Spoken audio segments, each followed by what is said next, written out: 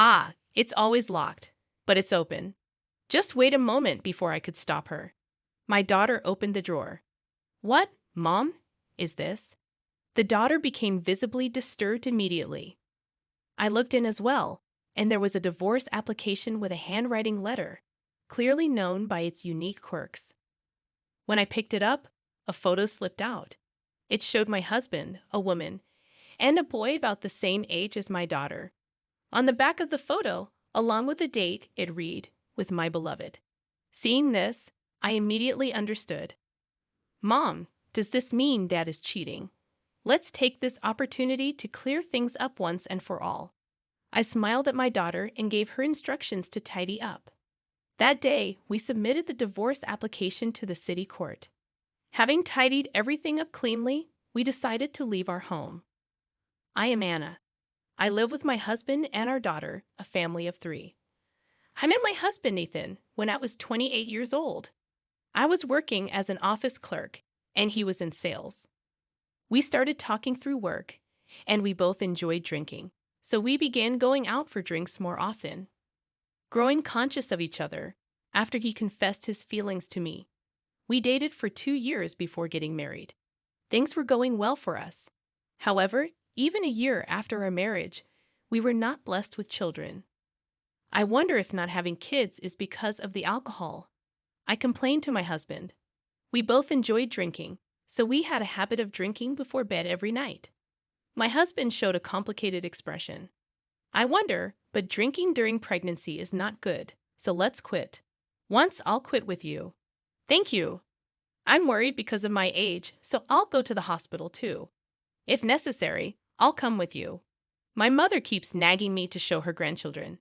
My husband laughed jokingly. I laughed back, but my feelings were complicated. My mother-in-law is not a bad person, but she is very eager for grandchildren. Anna, aren't you over 30? It gets harder to get pregnant after 30, you know. I'm worried. Ethan is an only child. The other day, Mrs. Morrison next door was flaunting her grandchild's photo. It's so annoying. Before we got married, she would say such things and sigh deeply. It was because of my mother-in-law that I started worrying about not being able to have children. She would call me without telling my husband, pressing for grandchildren. I thought it wasn't uncommon to be a first-time mother after 30 these days. However, being strongly pressed by my mother-in-law, I started to feel rushed. So I talked to my husband, and we started infertility treatments. My husband was supportive, willing to undergo fertility tests with me. Since both of us had no issues, we thought we would have a child soon. However, despite the accumulating treatment costs, I couldn't get pregnant. Gradually, my husband began to vent his frustration about not having a child. Why can't you get pregnant? There's no problem, right? Just get it over with.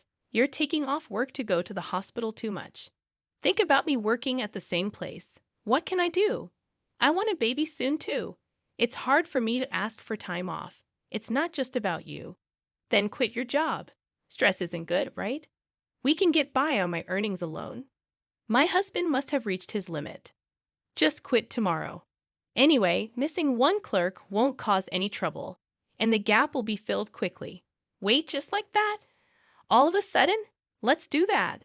I'm going to bed now since it's early tomorrow. Good night. Saying this, my husband forcefully ended the conversation, and under his pressure, I quit my job. My dream of being an independent woman was cut short there.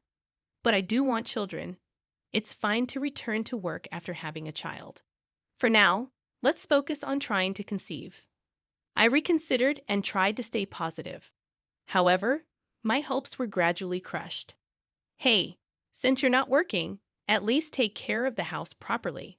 We don't even have kids. I'm sorry, the hospital was so crowded today. I couldn't come back earlier and microwaved pasta. Are you kidding me? Even when you were working, you managed to cook something decent. I'm sorry, I was just too tired. Asterisk sigh asterisk. I'm the one who's tired, working from morning till evening, and this is what I come back to. Forget it, I'll eat out today. Gradually, my husband became harsher towards me. I felt it was verbal abuse, yet feeling inferior because I had quit my job and was being supported by him. And without any results from our fertility efforts, I couldn't say anything. I spent my days walking on eggshells around my husband, who complained about the housework. This behavior did not change even in front of his mother, who, instead of reprimanding him, joined him in pressuring for grandchildren.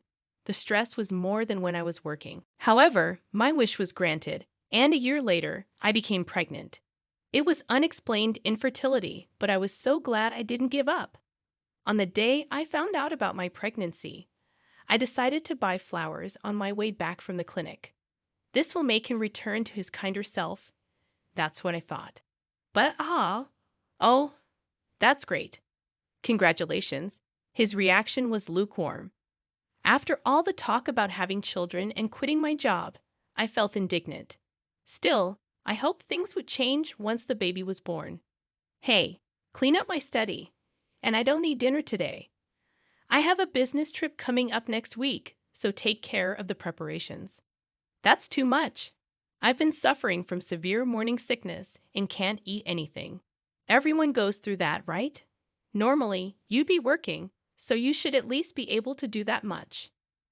Leaving those words, my husband went off to work while I struggled with more morning sickness, trying to do as he said. During this time, I gave birth to our daughter, Nicole.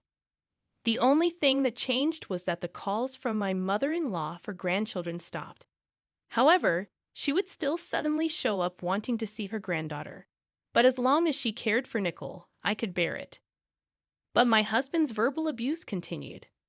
While I was busy caring for Nicole, he would leave the household responsibilities to me and go out to drink freely. His late nights out and unauthorized overnight stays increased. You know you're being supported by me, so you should take care of the house and Nicole. Do you think you can live on your own with a child?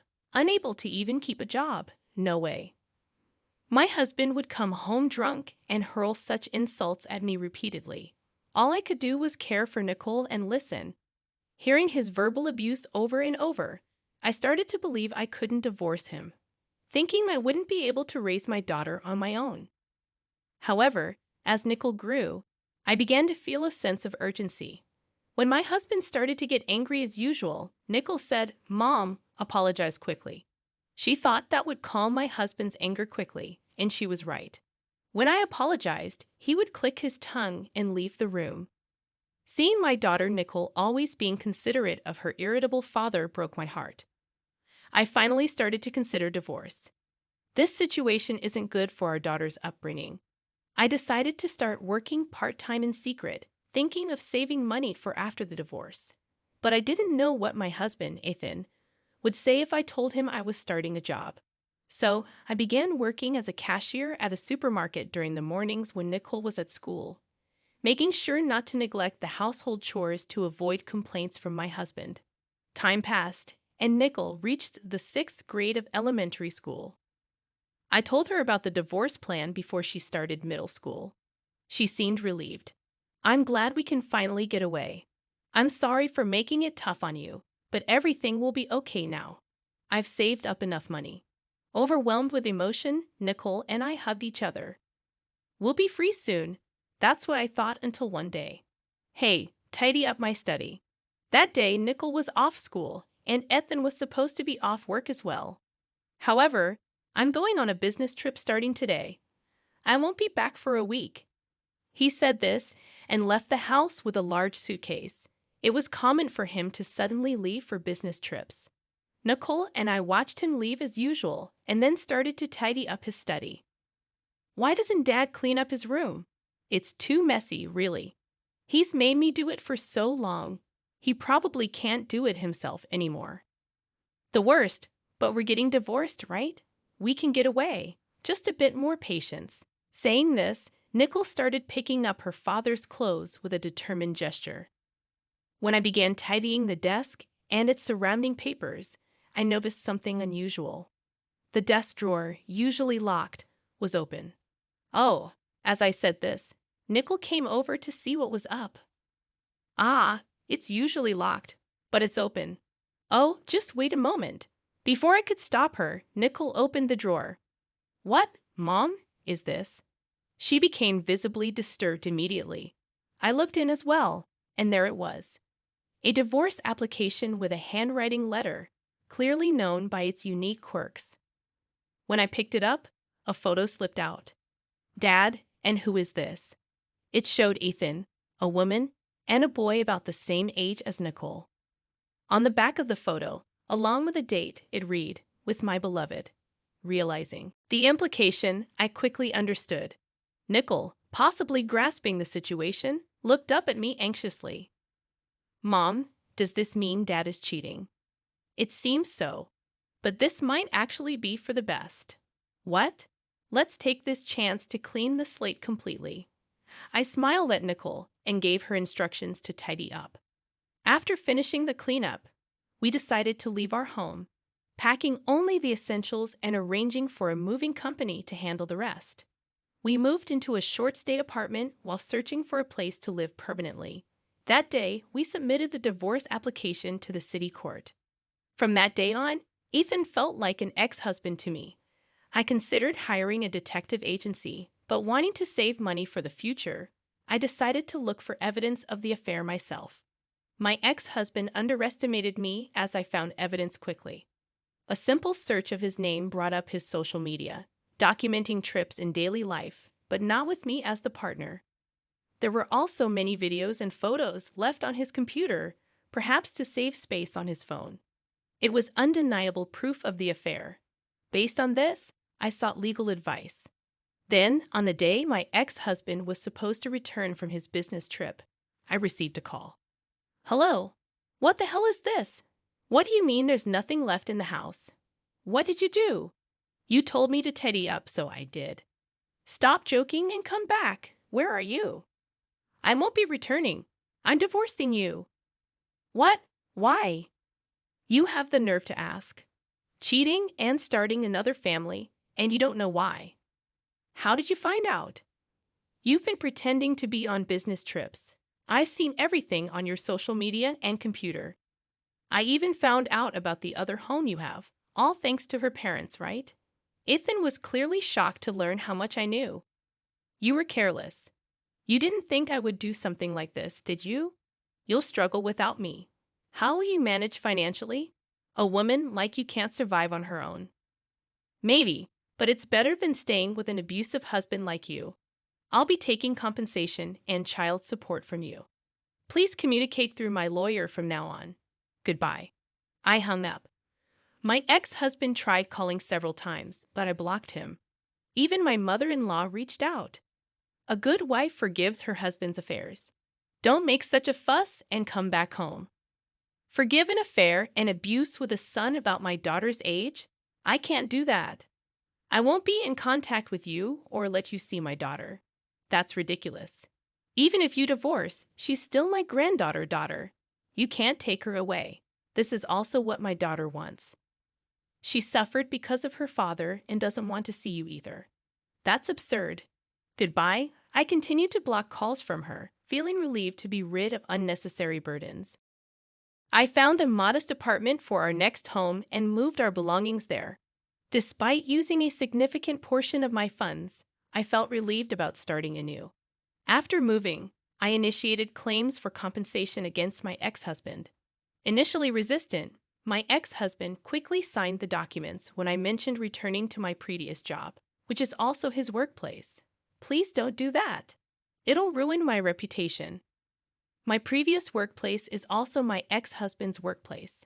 He must have realized it was only a matter of time before it became known. He signed out of self-preservation, agreeing to a lump sum payment. Then, through the lawyer, the mistress requested to meet. It seems she's quite remorseful. She wants to apologize in person. Persuaded by the lawyer's words, I agreed to meet. I chose a cafe as the meeting place. The woman who appeared was well-dressed and beautiful. "Nice to meet you. My name is Tracy Brown. I sincerely apologize for the trouble I've caused." "Nice to meet you." An awkward silence filled the air.